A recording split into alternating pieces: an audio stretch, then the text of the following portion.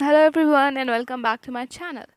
अगर आप सब जॉम्बी मूवी के फ़ैन हैं तो आपको ज़रूर पता होगा कि साउथ कोरिया ने इस जेनरे में मास्टर कर रखा है। और फिर एक बार साउथ कोरिया एक बहुत ही अमेजिंग जॉम्बी सीरीज़ के साथ आया है, all of us are dead. आज की इस वीडियो में मैं all of us are dead का एपिसोड 1 के एक्सप्लेनेशन देने वाली हूँ। ये सीरीज़ में ऑलमोस्ट 8 एपिसोड होंगे और मैं उन सब का एक्सप्लेनेशन दूँगी। तो बिना देरी के वीडियो को शुरू करते हैं। एपिसोड की शुरुआत में हमें कुछ स्कूल के बच्चे दिखाए जाते हैं जो कि अपने ही क्लासमेट को बहुत मार रहे होते हैं क्योंकि कि उसने उन लोगों के खिलाफ़ कंप्लेन कर दी होती है। वो उसको बहुत बुरी तरीके से मारते हैं, ये बोलते हुए कि तूने हमारी कंप्लेन क्यों की और हम पे अब प्रॉब्लम आएगी।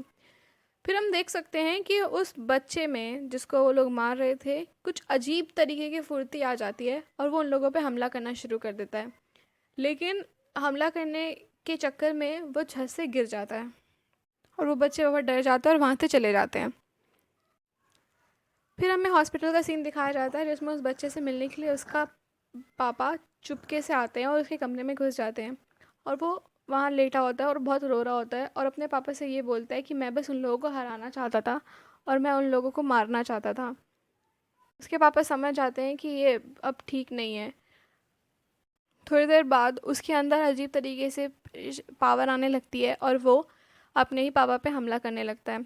उसके पापा समझ जाते हैं कि ये आगे निकल चुका है, तो वो बुक शेल्फ पे से एक बुक उठा के लाके अपने ही बेटे को आई लव यू और सॉरी बोल के मार देते हैं। अगले सीन में हमें दिखाया जाता है कि वो अपने ही बेटे की लाश अटैची में रख के लेके जा रहे होते हैं और रास्ते में गिर जाते हैं और उसमें से उनके बेटे का हाथ बाहर निकल आता है। वो हाथ टच करते तो उन्हें पता चलता है कि ये तो अभी भी ज़िंदा है, और लेकिन वो ज़िंदा नहीं हो चुका होता। वो हमें ऑब्वियसली समझ में आ रहा होता है कि वो ज़ॉम्बी बन चुका होता है। सीन शिफ्ट होता है और अगले दिन का सीन दिखाया जाता है स्कूल का, जिसमें सारे बच्चे बहुत मस्ती कर रहे होते हैं और अपने स्कूल की सफाई करके घर जा रहे होते हैं।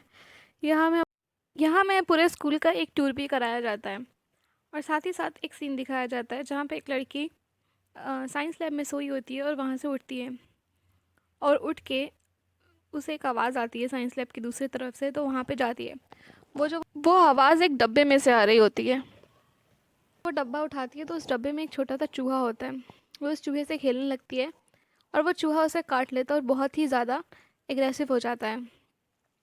वो वहाँ से जाने लगती है, तब तक मिस्टर ली वहाँ आ जाते हैं और वो मिस्टर ली को बताती है कि कुछ नहीं हुआ, उसे चूहे ने काट लिया है।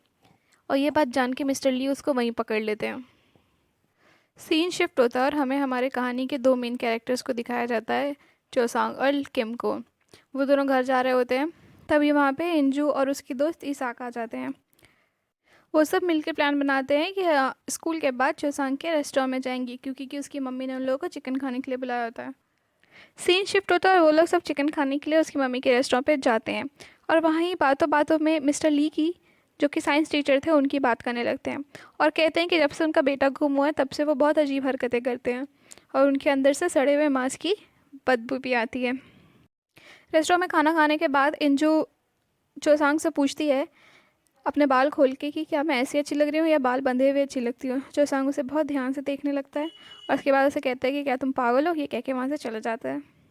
वहाँ दूसरी तरफ मिस्टर ली ने एनजीओ को स्कूल में ही बांध के रखा होता है ताकि वो कहीं बाहर ना जा सके।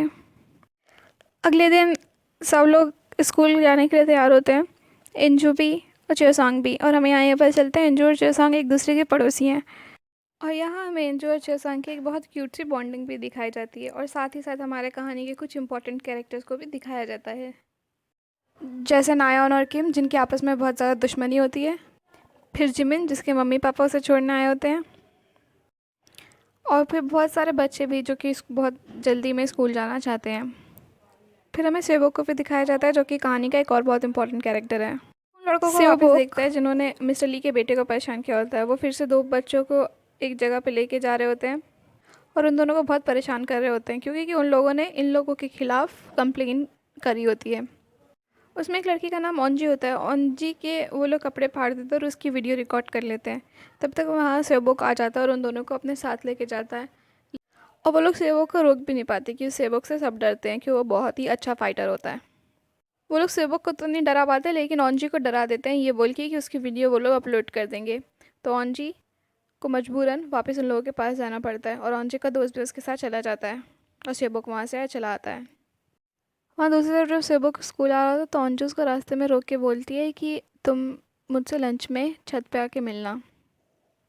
यहाँ क्लास में सारे बच्चे आ जाते हैं और नयॉन आके किम को धक्का दे देती है, उसको बहुत गंदी गंदी गालियाँ भी देती है और उन दोनों में लड़ाई हो जाती है। तब तक टीचर आ जाती हैं और सबको अपना अपना फ़ोन रखने के लिए बोलती हैं। फिर उसके बाद मिस पार्क सबसे पूछती है कि किसी ने हायनजी को देखा है, तो उसमें से ग्यूलनाल बताता है कि उसने हायनजी को लास्ट टाइम साइंस लैब साफ़ करते हुए देखा था।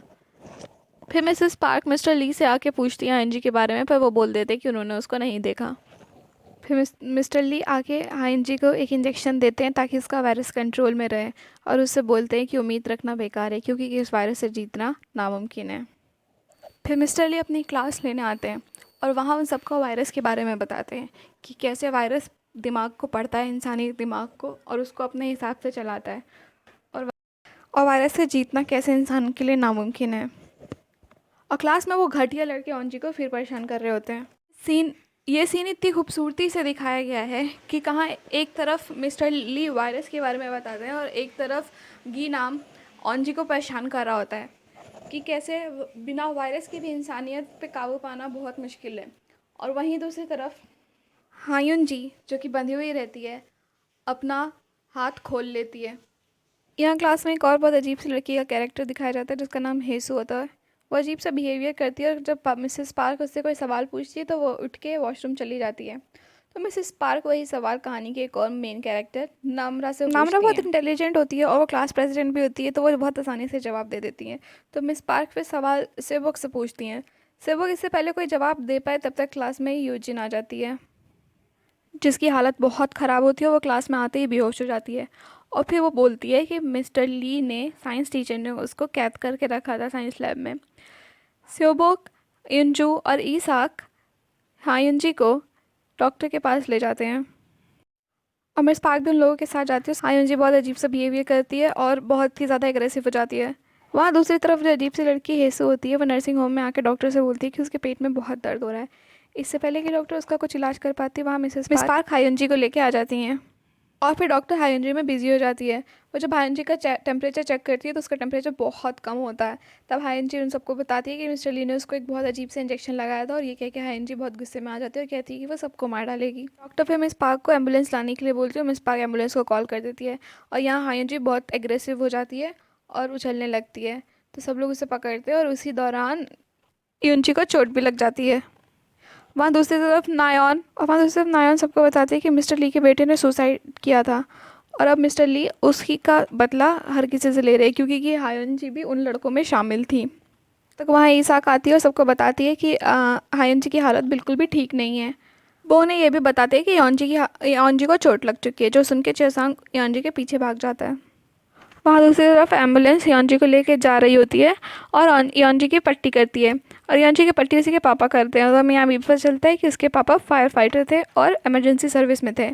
क्लास में वापस जाते वक्त सेबुक यॉन्जी से बोलता है कि तुम्हें जो भी कहना था अभी कह दो क्योंकि लंच में मैं फ्री नहीं होता। यॉन्जी उसको अपना नेम टैग दे देती है जिसका मतलब होता है कि वो सेबुक के साथ डेट पे जाना चाहती है। तो सेबुक वहाँ उससे पूछता है कि तुम तो चेसोंग को डेट कर रही हो ना। तो यॉन्जी बोलती है कि नहीं, वो और मैं बस बचपन से साथ में रहते हैं। तब तक वहाँ चेसोंग आ जाता है और यॉन्जी की बहुत फिक्र करने लगता है। तो यॉन्जी वहाँ से चली जाती है और फिर चेसोंग से सेबुक पूछता है कि क्या तुम यॉन्जी को डेट करते हो। तो चेसोंग उससे बोलता है कि अगर इस पूरी दुनिया में ज़ॉम्बी और वो बचे तो मैं ज़ॉम्बी के साथ डेट पे जाऊँगा, उसके साथ नहीं। और ये बोल के वो भी चला जाते हैं दोनों। वहाँ दूसरी तरफ मिसेस पार्क मिस्टर ली को पुलिस के हवाले करवा देती हैं और प्रिंसिपल मिस पार्क पे बहुत गुस्सा होता है कि उन्होंने एम्बुलेंस और पुलिस को स्कूल में क्यों बुलाया।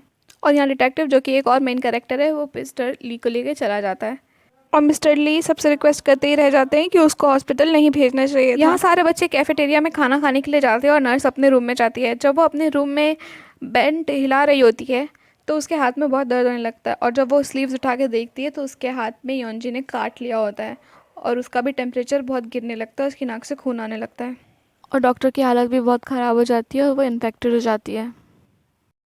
वहाँ दूसरी तरफ सब बच्चों का लंच का टाइम हो जाता है और सब लंच करने के लिए कैफेटेरिया में तो कुछ कहीं इधर उधर चले जाते हैं। वहाँ कैफेटेरिया में अंजू अपने दोस्त इसाक को बताती है कि उसने सेबोक को प्रपोज़ कर दिया है। लंच करने के बाद सेबुक नामरा के पास जाता है और उससे बात करने की कोशिश करता है, बट नामरा तो पढ़ने में बिज़ी होती है।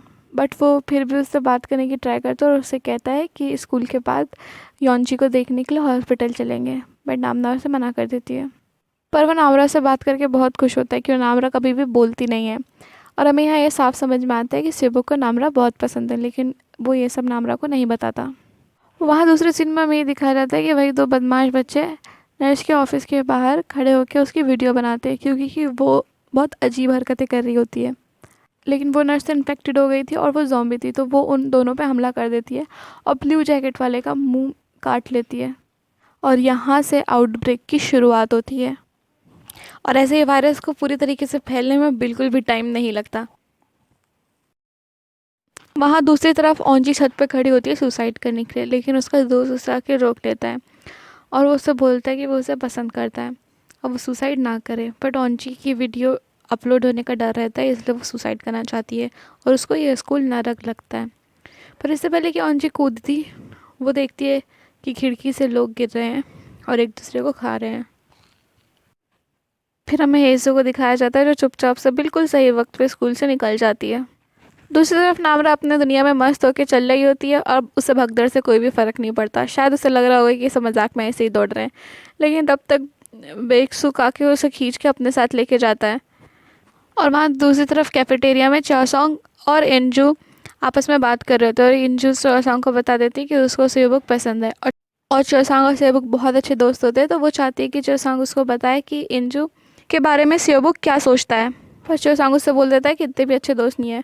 तो इंजू से गुस्सा रहती है क्योंकि कि वो उसकी हेल्प नहीं कर रहा और वो वहाँ से जाने लगती है। बट कैफेटेरिया के गेट पर पहुँचने से पहले ही बहुत सारे ज़ॉम्बी और बच्चे सामने से आने लगते हैं और इंजू और चाओसोंग दोनों ही बहुत ज़्यादा घबरा जाते हैं। इंजू भागने की ट्राई करती है लेकिन धक्का खा के गिर जाती है और चाओसोंग भी गिर जाता है और उसकी तरफ नहीं जा पाता। और जैसे ही वो गिरती है वैसे उसकी तरफ एक बहुत भयानक ज़ॉम्बी भागता हुआ आता है और एपिसोड 1 यहीं ख़त्म हो जाता है। वीडियो पसंद आए तो वीडियो को लाइक कर दें ताकि मैं अगला एपिसोड भी जल्द से जल्द लेके आऊँ।